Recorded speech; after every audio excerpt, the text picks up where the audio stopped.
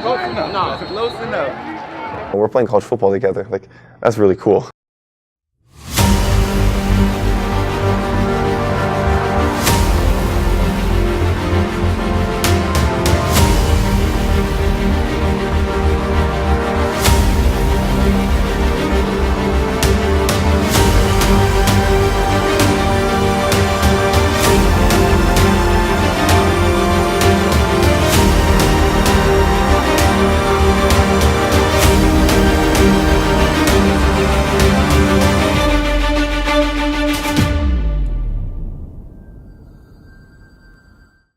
Getting to have him here with me is such a blessing, you know.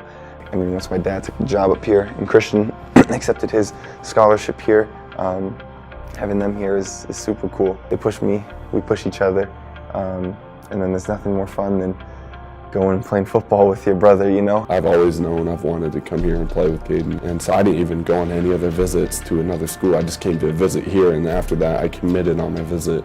Getting to kind of go away for a while and come back together, you kind of realize just how special that friendship is, you know? Like, he really is one of my best friends in the world. I love that kid a lot, and I don't know, it's really awesome being on the football field with him. You know, it starts with their father. He's a great man.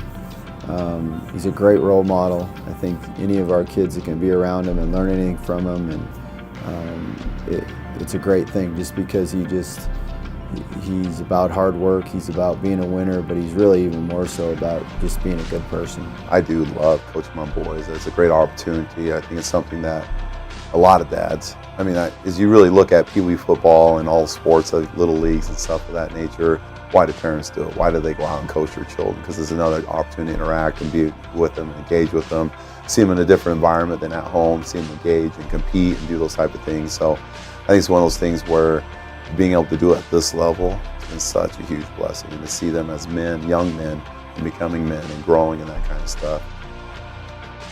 I think we've gotten a lot closer, you know, being in the heat of this together and being on the field together. And again, that 2 years of separation, you would have thought he and I were best friends when we got back together. First time I came back, because I was gone for like 6 months maybe, he and I locked eyes and we got out our Pokemon cards, our Pokemon games, our Super Smash Bros, our football in the backyard. You pick your team, I'll pick my team, and we got right back to competing. And that's kind of what our relationship has always been, you know, whether it's chess, whether it's, I mean, whatever it is, we're competing and we're going to be the best in the house, and we're going to beat each other too.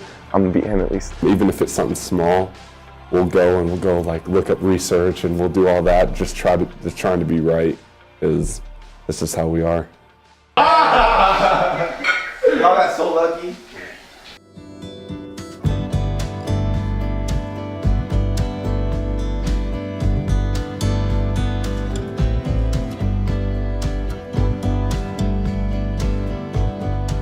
We were little, and I remember thinking that 6 kids was a lot.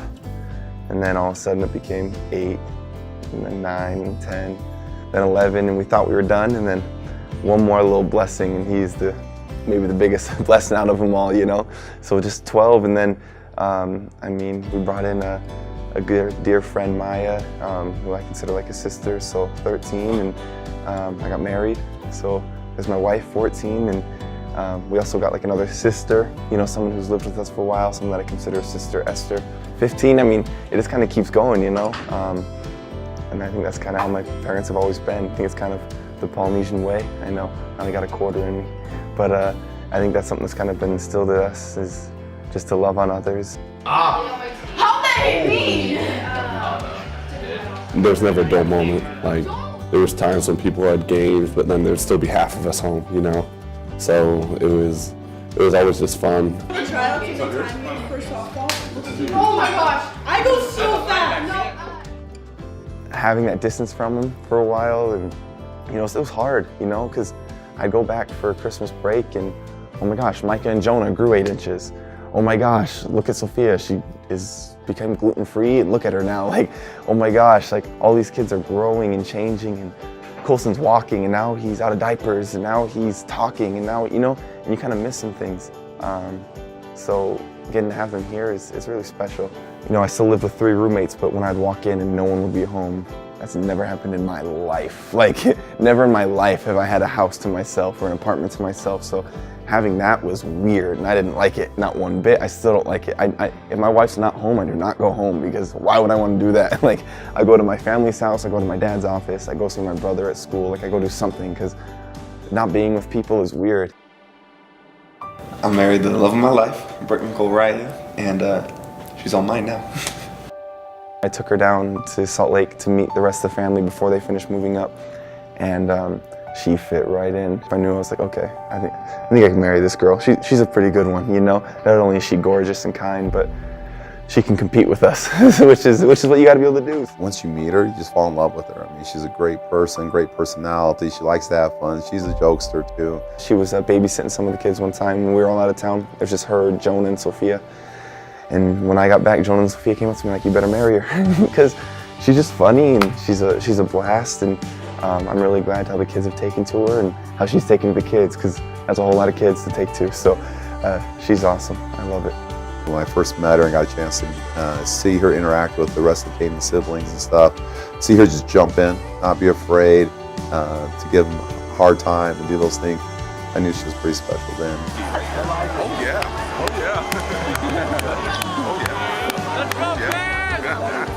It's really awesome knowing that you have a family that loves you, having a family that you know that you have a family that is there for you, and is cheering you on through the ups and downs.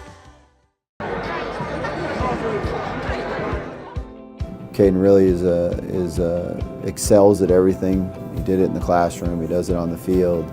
He works hard, he always works extra, he does everything he can, which he probably does in the household all the time too. A lot of my siblings look up to him. I look up to him. So he's always just been like, you know, since he's the oldest, he's like the top dog, like, you know, like just like how an older brother should be. You want to set a good example. You want to never give them an excuse for anything, you know, because you want to let them know, all of them know that, I mean, they can accomplish anything they want in this life.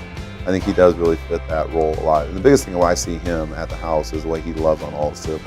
And like you said, there's a lot of them. The way he leads them, the way he takes care of them, the way he puts them first for himself. He's willing to do that. Honestly, he's kind of like a dad right now a little bit. The way he wants to be at their games and support them at their school activities and things of that nature. That's important to him. I'd say as an older sibling, there's a little something there. You feel some responsibility, but I think it's a good thing.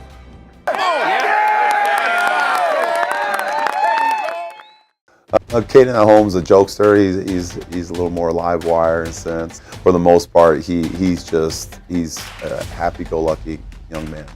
He loves life. He loves his family.